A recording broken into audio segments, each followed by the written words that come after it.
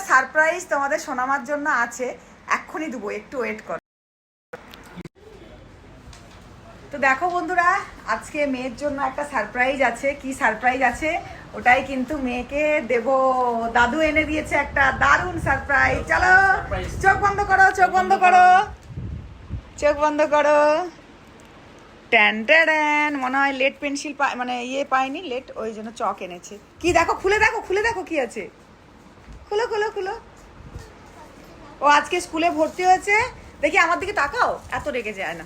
আজকে আজকে হচ্ছে স্কুলে ভর্তি হয়েছে, কত বই খাতা, ভালো লাগছে।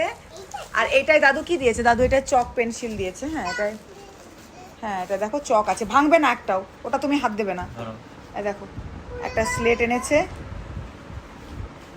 এটা কি আছে, চক আছে, একটাই বের করবে, আলো সব ভেঙে দেবে।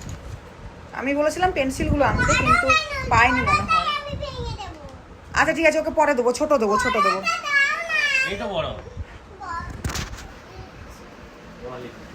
পুরো বিছানা তো দেখো বই খাতায় ভর্তি হয়ে গেছে, এত কিছু। দেখি এ লিখেছো, বাবা এ লিখেছে, ও মা গো কত সুন্দর এ লিখেছে। ঠিক আছে, পড়াশোনা করবো আজকের থেকে। টাটা বন্ধুরা, সবাই ভালো থেকো, টাটা। কেমন লাগলো ব্লগটা অবশ্যই জানিও।